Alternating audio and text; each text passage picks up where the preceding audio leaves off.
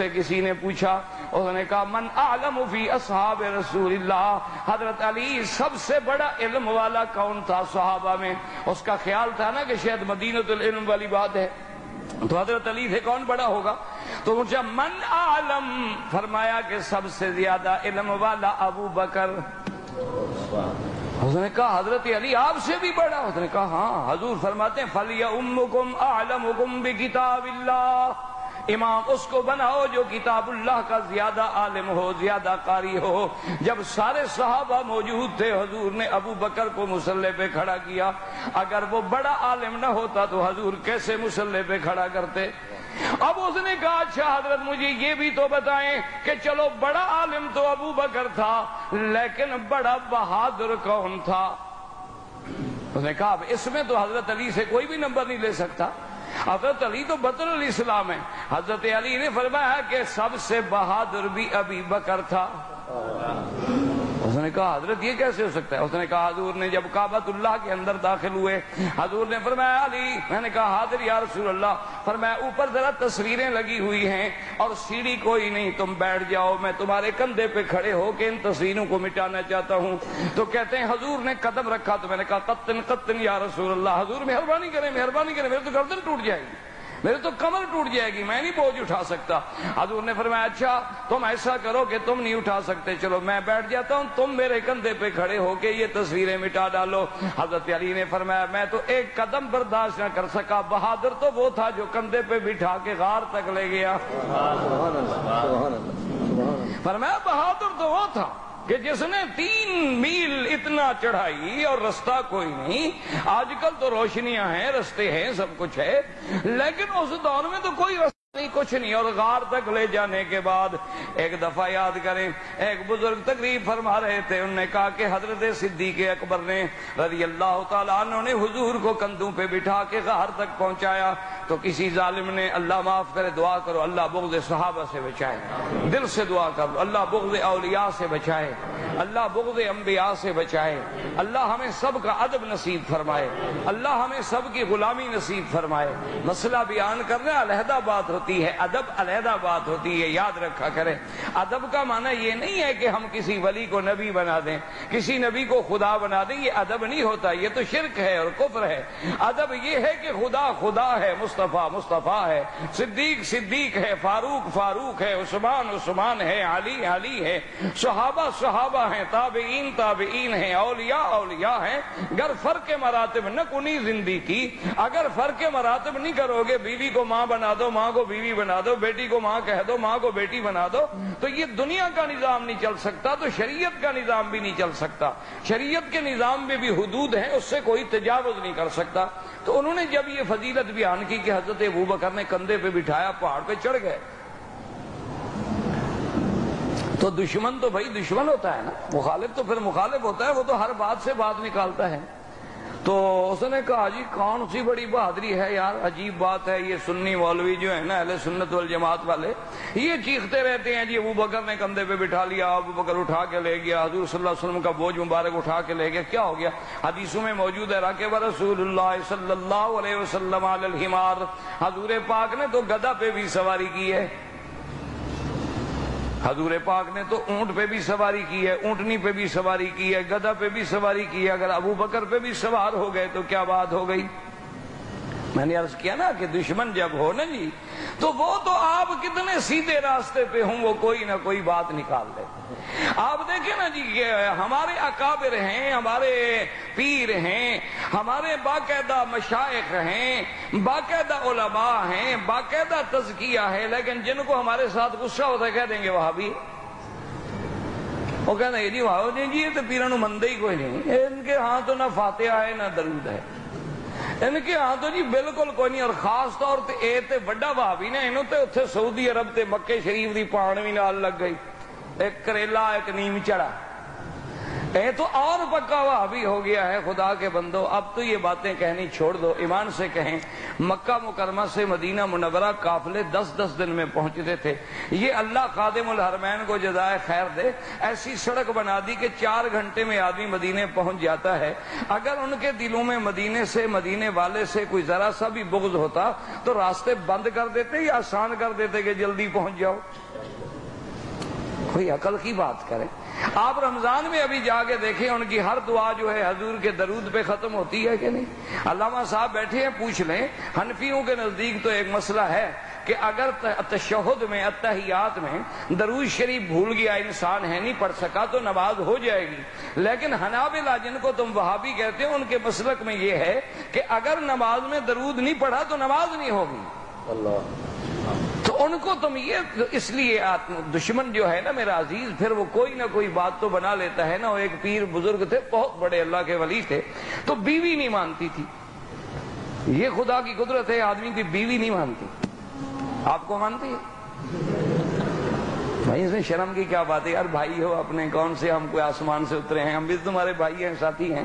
نہیں, آپ کی بیوی مانتی ہے کہ لیڈیز از فرسٹ, وہ آگے چلتی ہے نا, اور آپ ماشاءاللہ. اچھا, جب کنکریاں مارنے کا وقت ہے نا مینا میں, لوگ بڑے مسئلے پوچھتے ہیں مجھ سے مکہ شریف, اور جناب بڑا رش ہوتا ہے تو میں بیوی کی طرف سے کنکریاں مار رہا ہوں. میں نے کہا نہیں جی, آپ اپنے مسئلے پہ رہیں, لیڈیز از فرسٹ.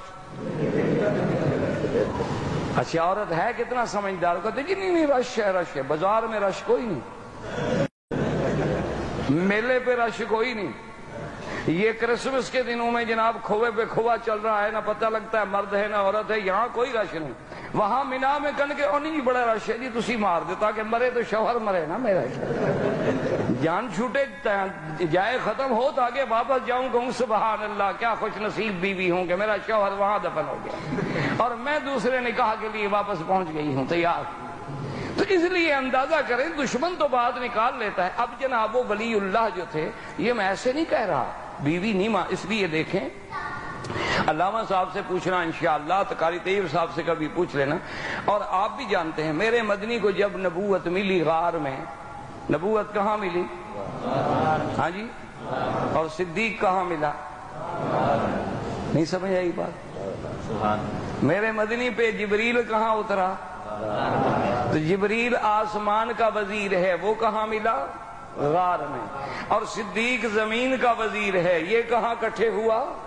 غار میں. ایک وہ بھی غار اور ایک یہ بھی غار, اور ایک تیسری غار ادھر ہے. یہ بھی یاد رکھنا, حضرت صدیق جب غار پہ پہنچے تو کہا حضور آپ کھڑے ہو جائیں, مدتوں سے غار پڑی ہے, میں ذرا صاف کر لوں, کوئی بچھو کوئی ایسا جانور نہ ہو. صدیق اندر گئے, صاف کیا, تو پھر مدنی گئے. اللہ نے حکم کر دیا, اشارہ ہو گیا کہ جب تک اس غار میں پہلے صدیق کی محبت نہیں آئے گی, محمد مدنی پہ ایمان بھی نہیں آئے گا. وہاں غار میں حضور ہیں, قرآن اترا. اچھا, اترنے کے بعد سب سے پہلے حضور کہاں آئے؟ سب سے پہلے حضور بیوی کے پاس آئے.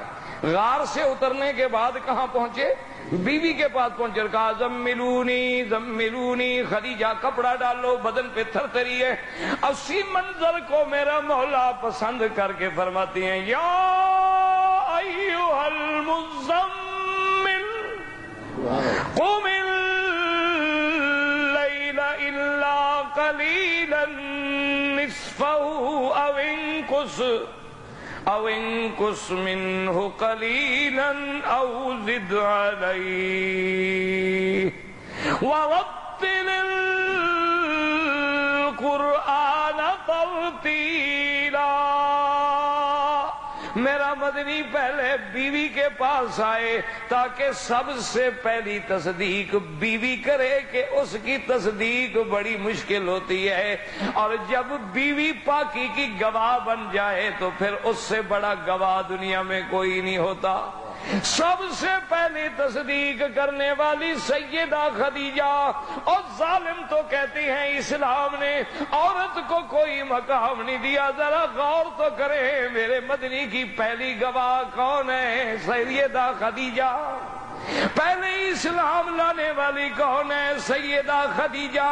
نبوت کو تسلی دینے والی کون ہے؟ سیدہ خدیجہ۔ برکت ابن نوفل کے پاس لے جا کے تائید کرانے والی کون ہے؟ سیدہ خدیجہ۔ اللہ تبارک و تعالیٰ کے دین اسلام کی عظمت دیکھیں کہ قرآن کی پہلی گواہ بھی عورت، میرے مدنی کی نبوت کی پہلی گواہ بھی عورت، اسلام کی پہلی گواہ بھی عورت، اور آج تک اسلام نے صفا مروہ رکھ کے عورت کو اتنا بلند کر دیا ہے کہ قیامت تک دوڑتے رہو اور عورت اسماعیل کی اماں کی سنت کو یاد کرتے رہو۔ لیکن مشکل یہ ہوتی ہے کہ دشمن کو بات سمجھ نہیں آتی، وہ ہر نیکی میں بھی کوئی برائی نکال لیتا ہے۔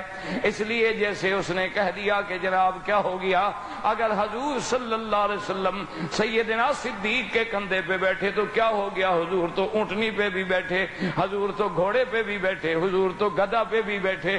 لیکن اللہ اکبر، اس کو جب سمجھایا گیا کہ بات سمجھو، ہم نے کہا ظالم اعتراض کرنے والے تم ٹھیک کہتے ہو، لیکن ہمارے عقیدے کو سمجھ لو کہ حضور جس اونٹنی پہ بیٹھے ہیں وہ ساری اونٹنیوں کی سردار ہے، حضور جس گھوڑے پہ بیٹھے وہ سارے گھوڑوں سے افضل ہے، حضور جس گدھا پہ بیٹھے وہ ساری دنیا کے گدھوں سے افضل ہے، اور حضور جس بندے پہ بیٹھے وہ بندہ بھی ساری دنیا کے بندوں سے افضل ہے۔ اصل بات تو یہ ہے، حضور تو بیٹھے ہیں، اور حضور جس پہاڑ پہ کھڑے ہوں وہ پہاڑ پہاڑوں میں افضل، حضور جس غار میں بیٹھے ہوں وہ غار ساری غاروں سے افضل، حضور صلی اللہ علیہ وسلم جس مسجد میں کھڑے ہوں وہ مقام ساری دنیا سے افضل۔ اس لیے اللہ تبارک و تعالیٰ کی شان دیکھیں کہ یہ شرف کس کو ملا ہے، صرف ابو بکر رضی اللہ تعالیٰ عنہ کو، کہ اللہ فرماتے ہیں الا تنصروہ فقد نصرہ اللہ اذ اخرجہ الذین کفروا ثانی اثنین۔ اب ذرا توجہ کریں، ایک پارٹی ہے نکالنے والی اور ایک پارٹی ہے نکلنے والی۔ نکلنے والے کون ہیں؟ میرا مدنی اور ابو بکر۔ مکے سے کون نکل رہے تھے؟ ہاں جی، وہ نام لے لیا کرو، خیر زندوں میں بیٹھا ہوں نا، خیر ہے زندہ الحمدللہ۔ اب مکے سے جانے والے کون ہیں؟ اب سیدنا محمد مصطفیٰ اور ابو بکر۔ اور نکالنے والے کون ہیں؟ نہیں، نکالنے والے حضور کو مکے سے نکالنے والے کون ہیں؟ قرآن کیا کہتا ہے؟ اذ اخرجہ الذین کفروا، جب کہ کافروں نے نکالا۔ اور پھر وہ دو کون تھے؟ ثانی اثنین اذ ہما فی الغار اذ یقول لصاحبہ لا تحزن ان اللہ معنا۔ وقت ختم ہو گیا بھائی، وقت ختم ہو گیا، زندگی رہی تو بات باقی۔ وصلی اللہ تعالی علی سیدنا محمد وعلی آلہ واصحابہ اجمعین برحمتک یا ارحم الراحمین۔ اب مغرب کی نماز ہوگی انشاءاللہ، تو جن ساتھیوں کو وضو کی دوبارہ تجدید کرنی ہو جلدی سے وضو کر لیں تاکہ جماعت میں شریک۔ اصل عبادت نماز ہے، یاد رکھیے، اور نماز کی جماعت۔ اللہ آپ کو بھی، مجھے بھی، ہمارے بچوں کو، آپ کے بچوں کو، ہر مسلمان کے بچوں